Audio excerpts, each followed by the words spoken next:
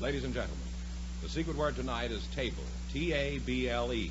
Really? You bet your life.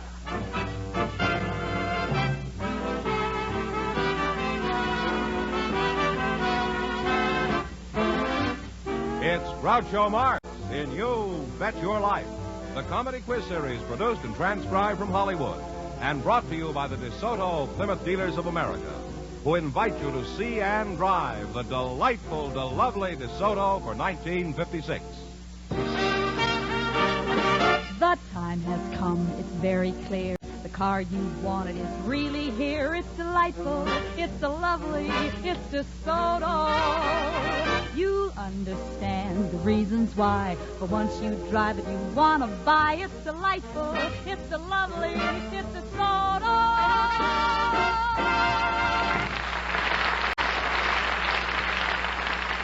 And now, here he is, the one, the only...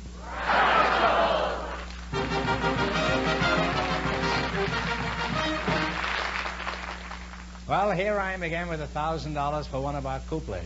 Is that right? That's probably the French pronunciation. Oh, well, what is it? Couples. Oh, couple. George, who's first on the agenda? Well, Mrs. Pearl... Is that right, agenda? Agenda, yes. What does that mean? List. I've got a little agenda from Gilbert and Sullivan, would you say that?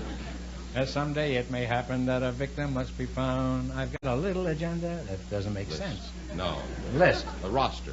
Oh, a roster. Mm-hmm. Well, that's isn't that a male chicken, a roster?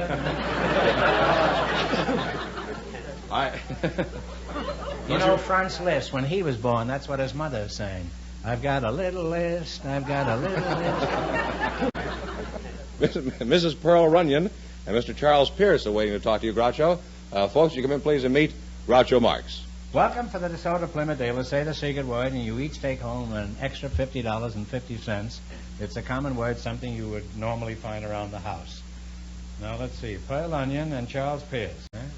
Pearl, I'll start with you. Where are you from? From the great state of Kentucky, Groucho. Born in Belfry, Some Pike County, moonshiners out Kentucky. front, I think. What was that again? Give me that. I was born in Belfry, Pike County, Kentucky. Pike County, Kentucky. Yes, sir. Are you married? I'm single, Groucho. You're single, Groucho, huh? Well, that's certainly a new state of matrimony. What sort of business are you in? Well, I'm in politics. Are you a Democrat or a Republican? Oh, I'm a Democrat. In that case, there they are, the same moonshiners applauding. How long have you been in Kentucky politics, Pearl? Well, I have held office 22 years. What is your job in state politics? Well, presently, I am state treasurer of Kentucky. State treasurer? What are you doing this far west? Are you skipping to the South Seas? Well, Pearl, forget those mad plans and fly with me to Alaska. We'll have a little love nest made of $10 bills. What are you doing in Hollywood, Pearl? well, one of the things I have been asked to commission you, a Kentucky colonel by Governor Lawrence Weatherby, Groucho, Me, a colonel? while visiting here in Hollywood, yes. Isn't a colonel the inside of a nut?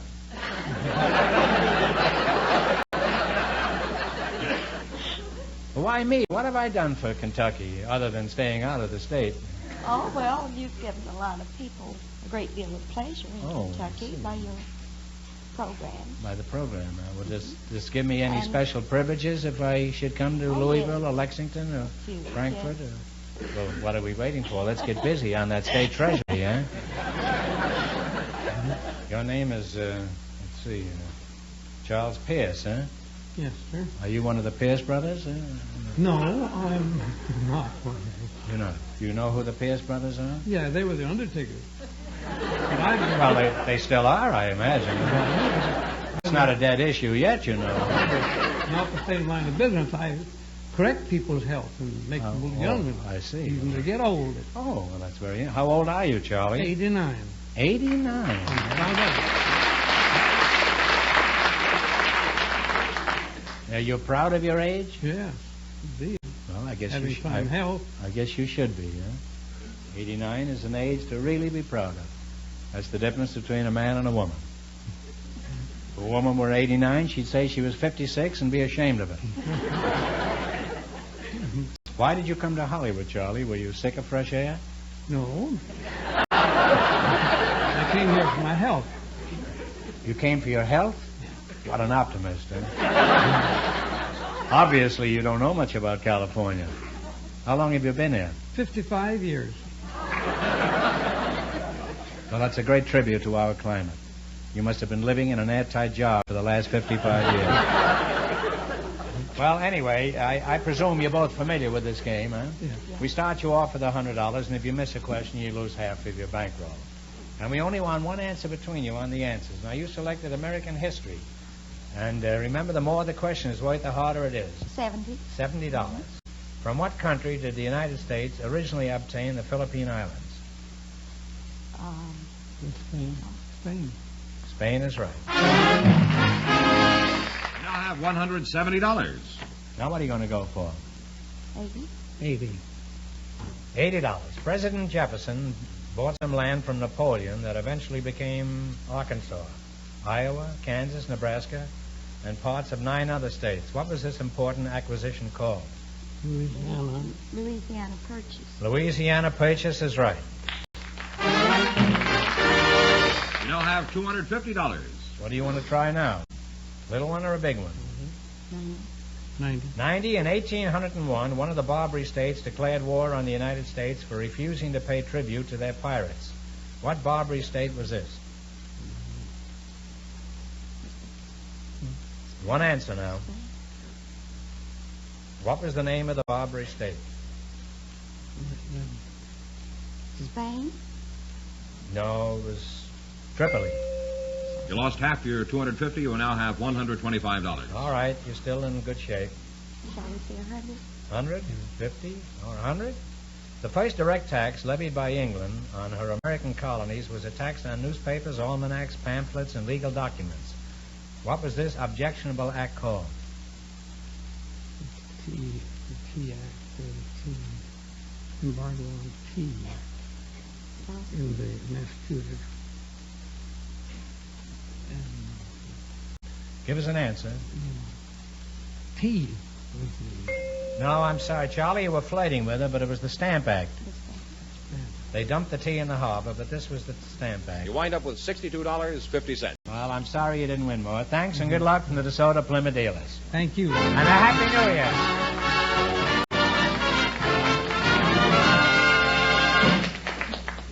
A penny saved is a penny earned. Well, that's something to remember today when you're about to buy a new automobile. You don't want to waste money. You want to get the most for every penny you spend. That's why we dare you to compare the medium-priced DeSoto with cars priced $2,000 higher. We want you to compare every DeSoto feature with the most expensive cars and see for yourself how much more value you get in a new DeSoto for so much less in cost. Compare DeSoto's tremendous power, thrilling flight sweep styling, sensational push-button driving, full-time power steering and power brakes with any car on the road. We're sure you'll be as enthusiastic as we are in saying DeSoto is your best buy for 1956. And right now, because of DeSoto's record-breaking sales, you can get a terrific price deal at your DeSoto Plymouth dealers. Tomorrow, compare DeSoto with cars priced $2,000 higher. Drive and price a DeSoto before you decide. You'll understand the reasons why. For once you drive it, you want to buy. It's delightful, it's the lovely, it's the soda. Groucho, we have a young married couple for you now. They're Mr. and Mrs. Horn. So, folks, you come in, please, and meet Groucho Marx. Welcome to Your Bet Your Life. Say the secret word and take home an extra $101. It's a common word, something you find around the house. Mr. and Mrs. Victor Horn, eh? Victor, what kind of a name is Horn? Well, it was originally Dutch. It was Van Horn. Oh. They cut off the Van. I see. Makes it English now. I see. You're an English horn, huh? That's something like a French horn. No, I guess it's more like an oboe, isn't it? It's a noise, I think. What is your first name? Louis Armstrong? Lorraine Horn. Lorraine, eh? Sweet Lorraine, is that you? Well, I don't know. I don't think I'm in a position to say. I think that's a very nice position you're in. Do you call her Sweet Lorraine now? No, I never call her Sweet Lorraine. Yes. But she's sweet in any case. Yes, sure, she looks sweet. That's a fairly marked accent, Lorraine. Are you from the South? Yes, from Johannesburg, South Africa. Johannesburg? Well, you see, I could tell you were from the South. Just happened to be South Africa, that's all. How old are you, Victor? I'm 24 years old. Lorraine, would you mind telling us your age? I'm 24 years old. 24. How long have you two been married? 16 Laurie? months. How much? 16 months? Mm-hmm. Could you tell us how you met this dish, Mr. Horn? Yes. I was invited to a party to a mutual friend of ours. And that's where I met her, at the party. Well, you went there without a girl? Yes, I went there with the intention of picking up a dish. But, What, were you a waiter? no. I was a fireman at the time. You were a fireman? You climbed in the window and met her? No, I was invited. Oh. What are you and Vic doing here in California? We started out on an extended honeymoon. On a honeymoon? Mm-hmm. Well, the idea is there's about 3 men to every woman back home, so the only thing I could do was pack her up and take her out of the country. So, You say that there are 3 men for each girl? approximately, You yes. hear that, all you single girls out front? There's a boat leaves for South Africa in about 30 minutes. Well, would you say the percentage was the other way in this country? Well, according to statistics we have read, it's about 3 women to every man. In this country? Yes. Well, some miser is holding out on my quota.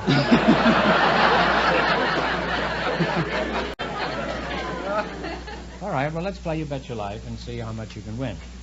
In the race for the $1,000, the first couple won $62.50, and the secret word is table. Did anybody explain the rules to you? Yes, I'm thinking. And if you must go back to South Africa, I hope you leave Larry here. You selected the dictionary quiz, and remember, the more the question is worth, the harder it is. Don't you think she's pretty? I certainly do, yeah. Well, look at her. I've been looking at her out there. You can admire her hair, too, you know. Despite the fact that you're married, I'm sure your wife couldn't object to that. You're allowed to look at girls, aren't you? Well, this is the part of the show she sees, though, when I'm out here, you see. I see. This is where you're cagey, is that it? Up until now, yes. Would you be offended if Laurie kissed Mr. Penniman? Well, yes, I think I would. Thank you, I guess. Well, I just meant a kind of a brotherly brush on the cheek. I didn't mean a... It's these brothers I took her away from back in South Africa. Well, George, give me the dollar you promised me, then. Come on now. Nobody will believe me now. Don't say I didn't try, George. You certainly have. Boy, I never worked harder in my life for a dollar that I didn't get, huh? All right, one answer between you on every question. Now, what do you want to start with? $70. $70, huh? What is legerdemain? Legerdemain. Legerdemain. Talk it over. Heard it. How do you spell it again? I doubt if I could, but it's Legerdemain. Legerdemain. You rascal. It sounds like something legal. No, it's sleight of hand, magic. It's a very common word. Well, you still have $50. Now, what are you going to go for? 60, 80, 90, 40? 60? Yeah. What is another name for a merry-go-round? Carousel. That's right, carousel or whirly-gig. You now have $110. All right. What do you want to try now? Okay, let's go. How much? 80? 80. All right. What do you call the V-shaped tray or trough used to carry mortar or bricks? Trestle, is it? Trowel. To carry mortar or bricks?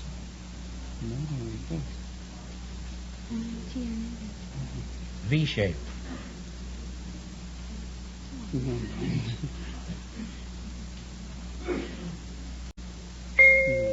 Well, it's hod. H-O-D. Oh, Oh, You never hear of a hot carrier?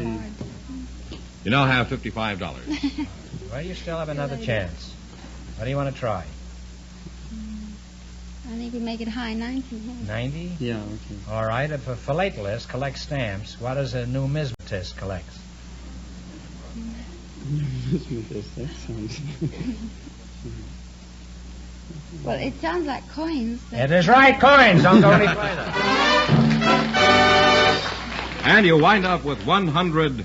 We want you to certainly get as far as Burbank. Thanks and happy New Year from the DeSoto Plymouth dealers. Thank you I'm very sorry you wouldn't kiss me.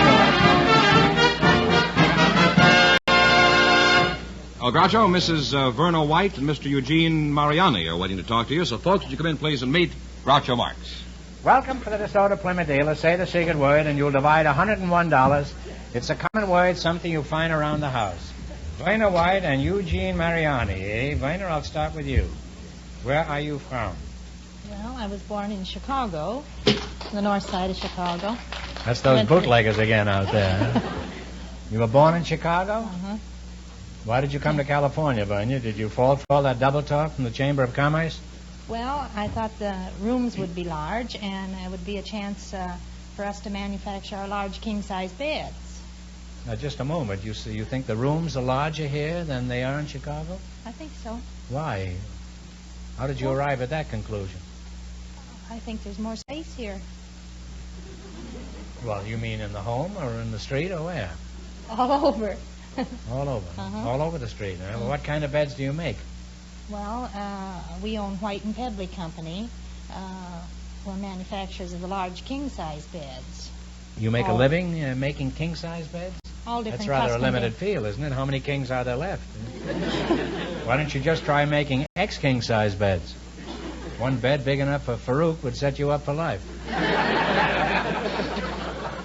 What is the difference between a king-size bed and an ordinary run-of-the-mill bed that we peasants sleep in?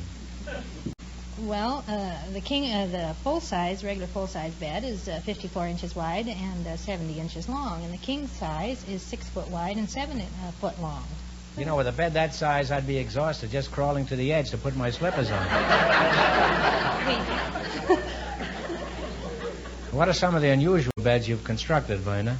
Oh, we've made round beds, oval beds. Is that for clover- squares? I guess so. We've made beds with toasters in them and Well, that's- hi-fis and TVs built in and come up. You have a toaster in the bed? And then we made a piano-shaped bed for Liberace. Liberace? Who is Liberace? He plays the piano. He's a marvelous artist. Plays piano in bed? I don't understand this. Where does he play this piano? I don't know. All over, everywhere. All over the bed he plays a piano? Your beds are certainly complete. You've got everything in there except a mattress. We have the mattress, too. Well, Vina, you crawl into one of your creations and take a nap while I get acquainted with your partner here, huh? Your name is Eugenie Mariani? Yes, sir, Groucho. Eugenie, eh? Mm-hmm. That's a pretty fancy moniker you've got there, isn't it? Huh? Mm-hmm. Well, Groucho, I usually go under the name of Gypsy Jean, is what I'm referred to. Gypsy Jean? Yes, sir. Well, what is this based on? Well, being a gypsy all these 20 years that I've been living this life, that's why I call myself Gypsy Jean. Mm-hmm. You sound more like Pinky Lee. What kind of a job have you got, Gene? Oh, right now I'm just working parking lot attendant and entertainer.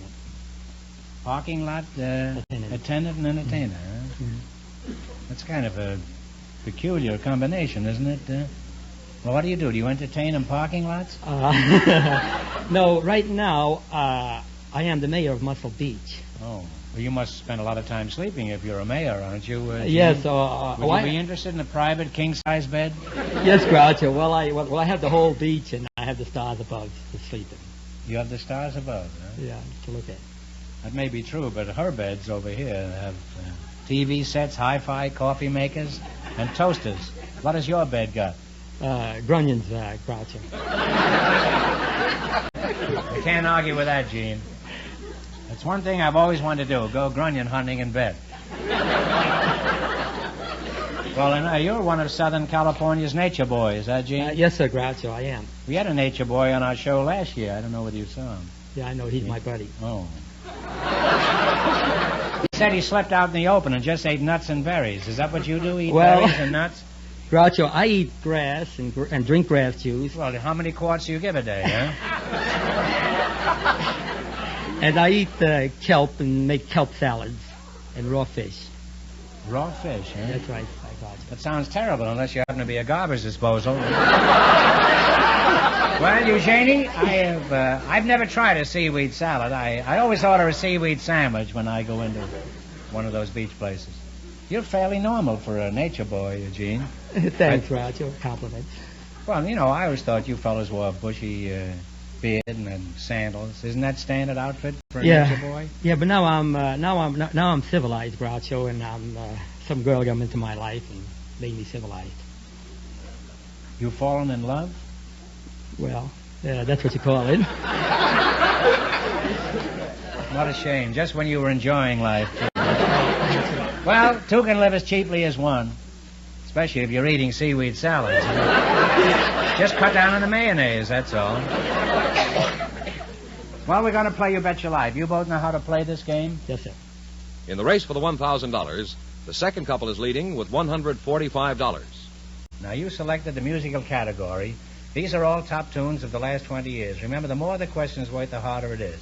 Now, you can start with 10, 20, all the way up to 100. What are you going to start with? 100. 100. All right, Burke and Van Heusen composed this song in 1940. Give me the title of it. Okay, Jack.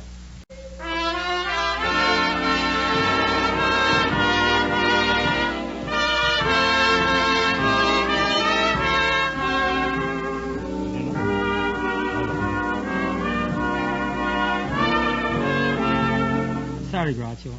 I don't think I know that one. Well, I don't know it either, but it's imagination. Well, that's a difficult question, but that's a lot of money. I know. Well, you still have $50. Okay, sir. All right. Now, what do you want to try this time? 90? 80? 80. Easy? Easy ones? Okay, 90. 90. In 1939, Hoagie Carmichael turned out this ballad. Let's see if you can identify it. Play it, Jack.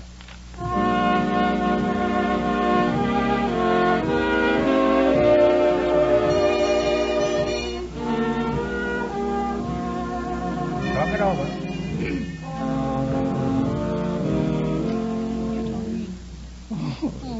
Oh, I'm sorry, Groucho. It's my fault. No. Well, I'm sorry, but this isn't too hard. I can get along without. I get along without you very well. You now have $25. $25. Now, this song, what are you going to go for? 80? What do you want to say? Go on, you're dead anyhow. You might just well go for 80. Yeah. All right, 80. All right, 80. All right, this song was popular in the early part of 55. Now, this is real current. Now, you ought to know this. No. Give me the title of it. I should know. One of you should know it.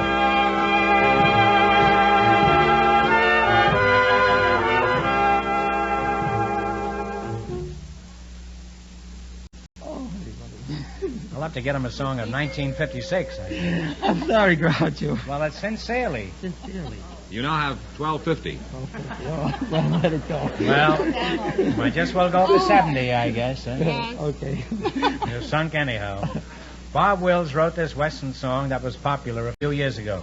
You give me the name of it. Okay, Jack.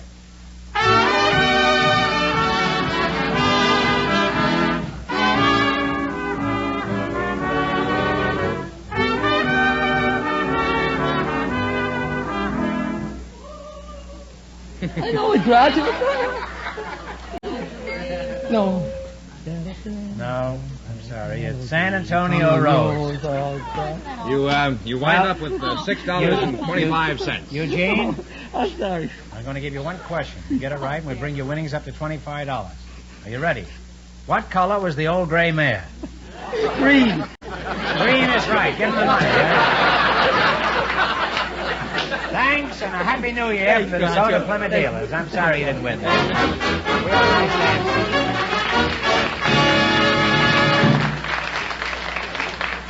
And that means that Mr. and Mrs. Horn with $145 in just 1 minute get the chance at the $1,000 question. And here's the winning couple, Groucho, Mr. and Mrs. Horn, all set for the $1,000 question. Wow, here they are, back from Africa.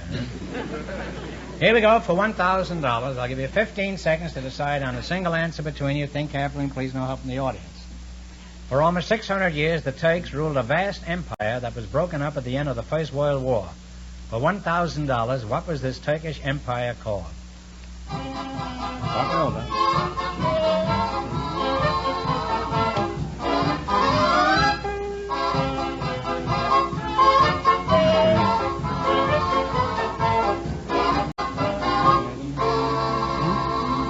If you don't know, guess. Tunisia? No, it's the Ottoman Empire. I see. I'm sorry. So that means the big question next week will be worth $1,500. Well, they lost the big money. How much they win the quiz, George? $145 in the quiz. Well, I'm sorry you didn't win more. Congratulations and Happy New Year to all of our contestants on the show tonight. Thank you very much. Now, this is up to us.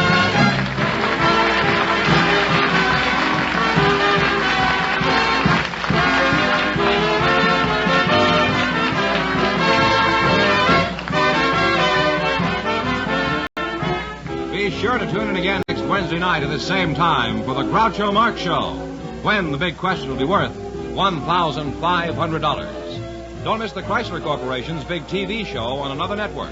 And don't forget Groucho's television show, brought to you by the DeSoto Plymouth Dealers of America, who invite you to visit your neighborhood showroom tomorrow to see and drive the delightful, lovely DeSoto for 1956. And when you drive in, tell them Groucho sent you. Good night, folks, and remember... It's delightful, it's the lovely, it's DeSoto.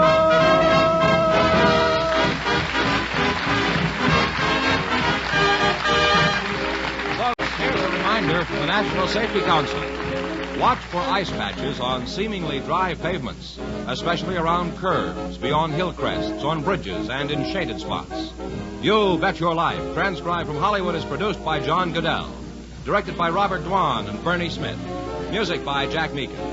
This is George Fenneman signing off for the DeSoto Plymouth Dealers of America. You Bet Your Life is heard by our armed forces throughout the world.